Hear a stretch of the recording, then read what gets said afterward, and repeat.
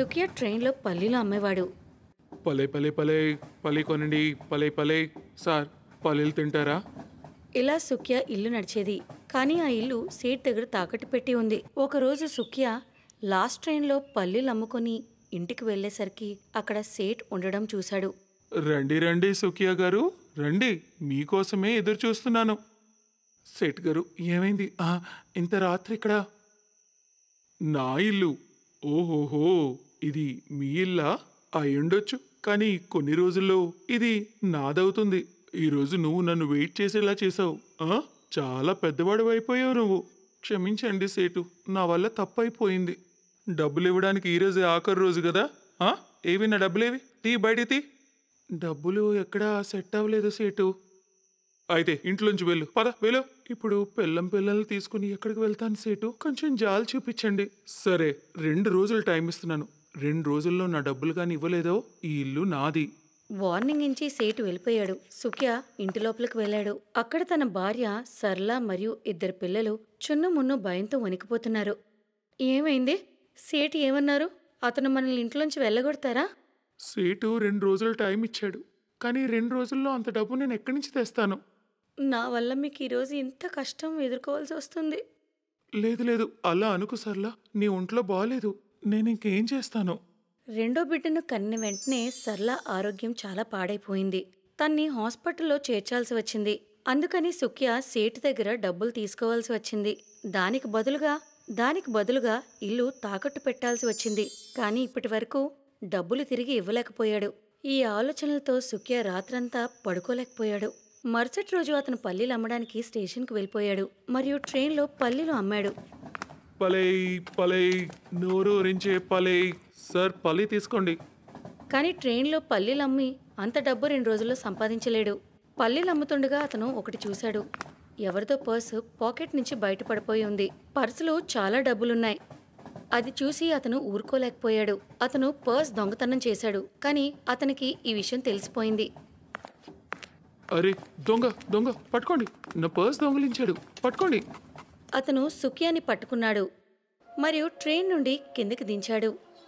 వదలండి అయ్యా, క్షమించండి అయ్యా, క్షమించండి.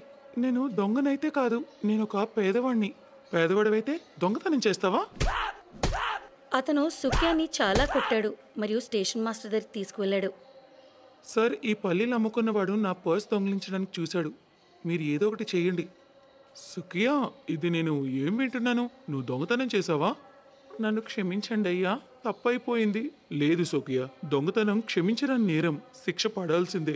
ఈ రోజు తర్వాత ఈ స్టేషన్లో నువ్వు కనిపించకూడదు. క్షమించండి అయ్యా, తప్పైపోయింది. లేదు సుఖియా, క్షమించడానికి అస్సలు అవ్వదు, శిక్ష పడాల్సిందే. ఈ రోజు తర్వాత ఈ స్టేషన్లో నువ్వు కనిపించకూడదు. సుఖ్యా చాలా ఏడ్చి ప్రాధేయపడ్డాడు. కానీ ఉపయోగం లేదు. అతన్ని స్టేషన్ నుండి పంపించేశారు. అతని పని పోయింది. అతను ఇంటికి వెళ్లి సర్లాకి అంతా చెప్పాడు. ఆ 2 పిల్లలు కూడా ఏడవడం మొదలుపెట్టారు. నాన్న, ఇంకా ఇంట్లో మనం ఉండలేమా? మనం అడుక్కోవాల్సి వస్తుందా? ఏడవకు తల్లి, నేనేం చేయలేకపోయాను. తండ్రినై ఉండి నేనేం చేయలేకపోయాను. పిల్లలిద్దరినీ పడుకోబెట్టి భార్యాభర్తలిద్దరూ చాలా చాలా ఏడ్చారు. మరుసటి రోజు ఉదయం సేట్ తన మనుషులతో వచ్చాడు మరియు సుఖ్యాని ఇంట్లోంచి వెళ్ళగొట్టాడు. చాలా అయిందిలే, ఇంకా నేను వెయిట్ చేయలేను.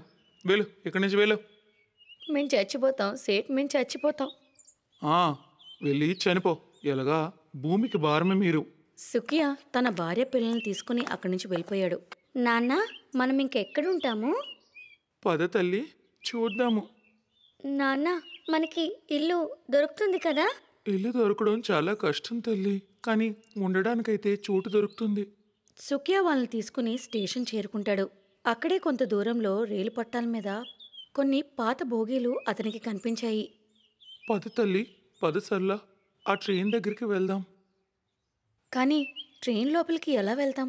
తలుపులన్నీ మూసివేసున్నాయి కదా. ట్రైన్ లోపలికి కాదు, ట్రైన్ కిందన ఉందాం. సుఖ్యా తన భార్య పిల్లల్ని పట్టుకొని ట్రైన్ బోగి దగ్గరికి వెళ్తాడు. సర్లా ఇంటి నుండి కొన్ని సామాన్లు తీసుకురాగలింది. అందులో కొన్ని గిన్నెలున్నాయి. ట్రైన్ పట్టాల మీద గోనె సంచులు వేసి అక్కడే ఉండసాగారు. పోనీలే, మంచిదే, వర్షం అది పడితే మనం తడవకుండా ఉంటాం. ఏ మనిషి అయినా కొంచెం ఆశతో బ్రతుకుతాడు. కానీ సుఖ్యా దగ్గర ఆశపడ్డానికి ఇంకేం మిగల్లేదు. ఉండడానికైతే చోటు దొరికింది, కానీ కుటుంబానికి తిండేలా పెడతాడు? ట్రైన్ కింద పట్టాల మీద అయితే చోటు దొరికింది, కానీ ముందులా నేను పల్లీలు అమ్మలేను. నన్ను స్టేషన్ దరిదాపులకి అసలు రావద్దని అన్నారు. ఏం పర్వాలేదు, నేను 2 పిల్లల్ని తీసుకొని కొంచెం అడుక్కుంటాను. దాంతో మన పొట్టైనా నిండుతుంది. అవును నాన్న, మనం అడుక్కుందాము. అడుక్కొని కడుపు నింపుకుందాము కొన్ని రోజులు. సరళ తన 2 పిల్లల్ని తీసుకుని స్టేషన్లో నిజంగానే అడుక్కోవడం మొదలుపెట్టింది. సుఖియా పని వేటలో బయటికి వెళ్ళాడు. ఇలా ట్రైన్ కింద వల్ల రోజు గడిచేది. కానీ సుఖియాకు మాత్రం ఎక్కడా పని దొరకలేదు. అతను పర్స్ దొంగ అని ముద్ర పడిపోయింది. అందుకే ఎవరికీ సుఖియా మీద నమ్మకం కుదరలేదు. అలాగే ఒకరోజు పట్టాల మీద కూర్చొని ఏడవడం మొదలుపెట్టాడు. అక్కడ భార్య పిల్లలు అడుక్కుంటున్నారు. అప్పుడే సేట్ తన తల్లితో స్టేషన్కి వచ్చాడు. అడుక్కుంటున్న సరళాన్ని చూసి ఇలా అన్నాడు. మంచిదైంది, మీరు దీనికే అర్హులు. ఇదిగో 2 రూపాయలు. సేట్కి వాళ్ళమ్మంటే చాలా ఇష్టం. ఆమె ఆరోగ్యం పాడైనందున పట్నంలో చికిత్స చేయించడానికి తీసుకువెళ్తున్నాడు. అందుకే వాళ్ళు స్టేషన్కి వచ్చారు. అనుకోకుండా సడన్గా ఆమె కాలు జారి పట్టాల మీద పడిపోయింది. అమ్మా అమ్మా, అయ్యో ఏమైందమ్మా నీకు? సేట్ పట్టాలపైకి వెళ్ళడానికి భయపడుతున్నాడు. ట్రైన్ దగ్గరికి వస్తుంది. అందరూ భయంతో కళ్ళు మూసుకున్నారు. అప్పుడే సుఖియా పరిగెట్టుకుంటూ వచ్చి ఆమెను ఎత్తి పైకి లాగుతాడు. కానీ అతను పట్టాలు దాటే లోపే ట్రైన్ వచ్చేస్తుంది.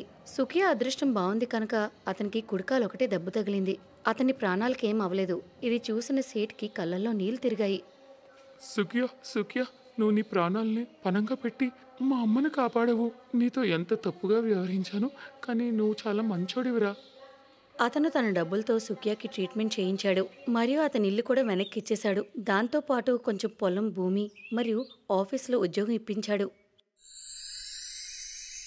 అందుకే అంటారు కదా, చెడుని ఎప్పుడు మంచే మాయం చేస్తుంది అని.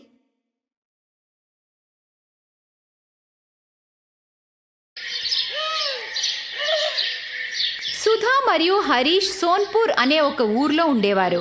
హరీష్ ఊర్లో అందరిళ్లలో కూలి పని చేసేవాడు. దాంతో పెద్దగా సంపాదనేమీ ఉండేది కాదు. దాంతో ఇల్లు గడవడం చాలా కష్టంగా ఉండేది. కానీ ఇప్పుడు కొద్ది నెలలుగా హరీష్కి సరిగ్గా పని దొరకదు.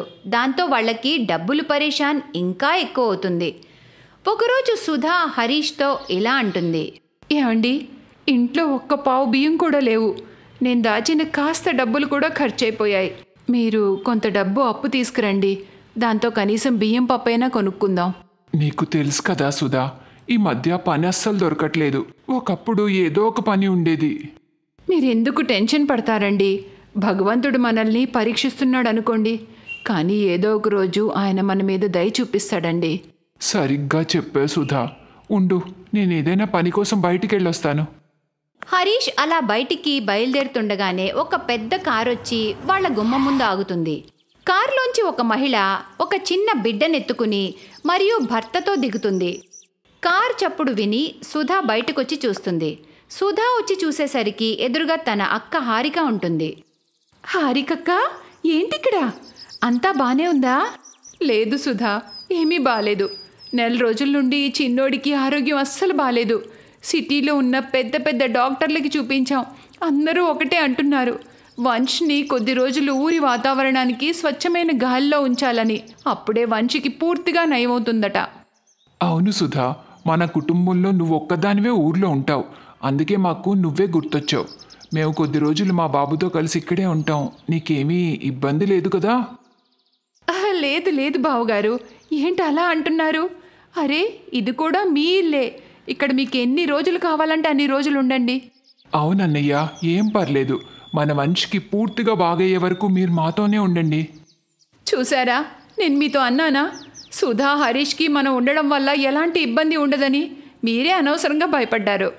సుధా వాళ్ళని ఇంట్లోకి తీసుకెళ్తుంది. తను పక్కింట్లోంచి పాలు మరియు చక్కెర అరువు తీసుకుని వారి కోసం టీ పెడుతుంది. ఇక హరీష్ ఊరి పెద్ద దగ్గర కొంత డబ్బులు అప్పు తీసుకుని సరుకులు తీసుకుని రమ్మంటుంది. హరీష్ ఎక్కువ వడ్డీకి ఊరి పెద్ద దగ్గర కొంత డబ్బులు అప్పు తీసుకుంటాడు. వాటితో సరుకులు తెస్తాడు. సుధా అందరికీ వంట చేస్తుంది. తన అక్కాబావలకి కడుపు నిండా భోజనం పెడుతుంది. కానీ వాళ్ళిద్దరూ మాత్రం సగం ఆకలితోనే సరిపెట్టుకుంటారు. దాంతో సరుకులు మిగులుతాయని. ఇక అర్ధరాత్రి అవ్వగానే బాబు గట్టిగా ఏడుస్తూ ఉంటాడు. ఏడవకు బాబు, ఏడవద్దు. అరే ఊరుకో. ఏంటి హారిక, ఏమైంది? బాబు ఎందుకు ఏడుస్తున్నాడు? వీడికి ఆకలేస్తున్నట్టుందండి. అదేంటంటే వంశీకి పాలు తాగి పడుకునే అలవాటుందిగా. పిల్లలకి పాలు చాలా అవసరం. సుధా, నువ్వు చూసుకోవాలి కదా. అయ్యో, దానిలో సుధా తప్పేమీ లేదు. నేను వీడి కడుపు నిండుగా ఉందనుకున్నాను. పోన్లే సుధా, కొంచెం పాలుంటే తీసుకురా. అయ్యో, పాలేవక్క, సాయంత్రం టీ పెట్టేశాను, అయిపోయాయక్క. అవునా, సరేలే, నేను వీడికి జోలపాడి పడుకోబెట్టేస్తాను. అయ్యో, ఎందుకు? బాబు ఆకలితో పడుకోకూడదు. నేను ఇప్పుడే షాప్కి వెళ్ళి తెస్తాను. హరీష్ షాప్కి వెళ్ళి పాలు తెచ్చి సుధాకిస్తాడు. సుధా ఆ పాలని వేడి చేసి అక్క హారికకిస్తుంది. ఒకరోజు జోరుగా వాన పడుతూ ఉంటుంది. అది చూసి ఆయుష్ ఇలా అంటాడు, అబ్బా, ఈరోజు వేడివేడి చికెన్ బిర్యానీ తినాలనుంది. ఈ పాటికి నేను సిటీలో ఉంటే కుక్కుకు చెప్తే చేసి పెట్టేవాడు.